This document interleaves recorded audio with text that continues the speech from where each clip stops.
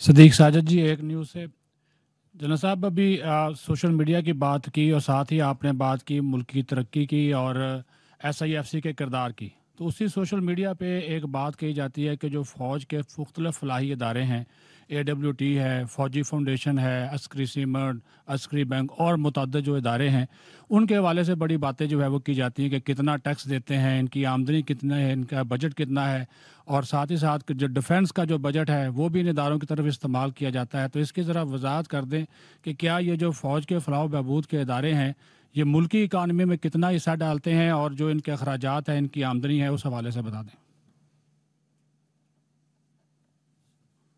देखें, जो हमारे आपके इस कौम के जो शोधा हैं, जो हमारे अफसरान हैं, जो हमारे जवानान हैं, जो हमारे गाजी हैं, जो हमारे वॉर वुंडेड हैं, वो इस कौम का असासा है। उनकी जो फलाह बहबूद है, उसके लिए पाक फ़ौज में एक मजबूत निज़ाम मौजूद है। और ये जो अदारे हैं जिसका आपने जिक्र किया, फ़ौजी फाउंडेशन वगैरह, they are part of that coordinated comprehensive system जो इनकी फलाह बहबूद के लिए कायम किया गया है। इंपॉर्टेंट टू अंडरस्टैंड इज कि this is not unique to Pakistan.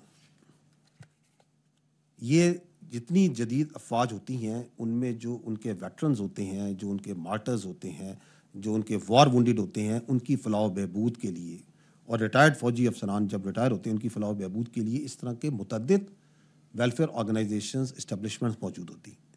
फ़र्क सिर्फ ये है बाकी ममालिक में और हमसे कि बाकी ममालिक में इन इदारों को सताइश से देखा जाता है, उनकी तारीफ़ की जाती है, उनकी वैल्यू को समझा जाता है। और यहाँ पे जिस अनफॉर्चुनेट टॉक्सिक एनवायरनमेंट में हमारा मीडिया और सोशल मीडिया जा चुका है, उसके अंदर इस पे प्रोपेगेंडा और झूठ खेला जाता है। That is the only difference. Now let's come again to the facts. मैंने आपसे पहले अर्ज की कि हमें फैक्ट्स में बात करनी चाहिए। साल 2022-23 ये फाइनेंशियल ईयर जो पिछला है, इसमें डायरेक्टली पाकिस्तान आर्मी ने 100 अरब रुपया टैक्सेस और ड्यूटीज की मद में जमा कराए। ये जो इदारे जिनका आप जिक्र कर रहे हैं, जो झेली इदारे हैं पाक फौज के, इन्होंने 260 अरब रुपए कौमी खजाने में टैक्सेस और ड्यूटीज की मद में जमा कराए। तो कुल मिला के हो गए 360 अरब सिर्फ टैक्सेस ड्यूटीज में जमा कराए।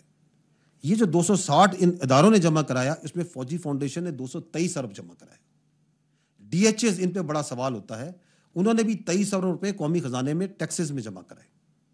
NLC ने करीबन 3.5 अरब, आर्मी वेलफेयर ट्रस्ट ने करीबन 3 अरब, और कुल मिला के 260 बाकी चीज को शामिल करके, और फौज का और इनका हिस्सा बन गया 360 अरब रुपए।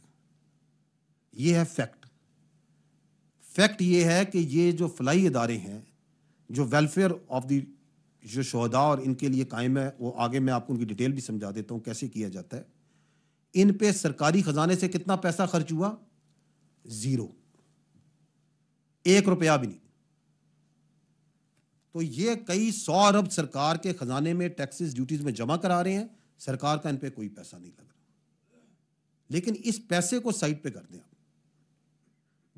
जो इन काइंड जो ये सर्विस प्रोवाइड कर रहे हैं, जो ये सहूलत और खिदमात दे रहे हैं पाकिस्तानी अवाम को, उसकी भी कीमत उसकी कीमत नहीं आप लगा सकते। चाहे वो सिक्योरिटी की शक्ल में हो, चाहे वो यूनिवर्सिटीज़, कॉलेजेस और स्कूल्स हैं पूरे पाकिस्तान में जहाँ पे मेयारी निज़ाम तालीम दिया जा रहा है, चाहे वो CMHs हैं, फौजी फाउंडेशन के हॉस्पिटल्स हैं, चाहे वो दूर अफ्तदा मकामात में, शुमाली इलाका जात में, बलूचिस्तान में, इंटीरियर सिंध में KPK के अंदर मेडिकल कैंप लगाए जाते हैं। लोगों को डोर स्टेप्स पे, गरीब लोगों को आप सेहत की फैसिलिटीज प्रोवाइड करते हैं। इंसानों के लिए क्या, ये फौज तो वेटरनरी कैंप्स भी लगाती है। क्या आप इनकी कीमत लगा सकते हैं? क्या आप इसकी कीमत लगा सकते हैं कि जो हमारे शहीद हैं, जो हमारे वॉर वुंडेड हैं, इनके बच्चों को, जो आपके जवानान और अफसरान हैं, उनकी जो फलाह बहबूद पे जो पैसा लगता है, जो फैसिलिटीज़ प्रोवाइड की जाती हैं, अगर ये अदारे ना करें तो वह रियासत पाकिस्तान की, आपकी और हमारी जिम्मेदारी नहीं है? किसी भी वो तरक्की याफ्ता महज़ब मुल्क के लिए। वो जो एनएलसी जो इंटरकनेक्टिविटी प्रोवाइड कर रही है, आपने हाल ही में सुना होगा कि अफगानिस्तान के थ्रू भी अफगानिस्तान को बाईपास करके कितनी सेंट्रल एशिया रिपब्लिक के लिए रास्ते खुले, जो बिलियंस ऑफ डॉलर्स की ट्रेड उसकी वजह से पॉसिबल हो रही है।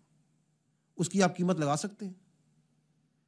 जो एफडब्ल्यू और जीगर जो अदारे दूर अफ्तदा मकामात पे जहाँ पे सिक्योरिटी थ्रेट है, जहाँ बिजनेस रिस्क नहीं बहुत ज़्यादा है, वहाँ पे जाके रोडें बनाते हैं, टनल्स बनाते हैं, ब्रिजेस बनाते हैं, उसकी आप कीमत लगा सकते हैं? जो ज़राअत में, जो आईटी के अंदर, जो मिनरल डेवलपमेंट में पाक फौज और उसके इदारे काम कर रहे हैं, उसकी आप कीमत लगा सकते हैं? नहीं लगा सकते आप इसकी कीमत। तो ये प्रोपेगेंडा जो सा है, इसको समझने की जरूरत है। और फिर ये जो अदारे हैं, let's see who works in them. इसमें कसीर तादाद, लाखों की तादाद में सिविलियन भाई हमारे काम कर रहे हैं।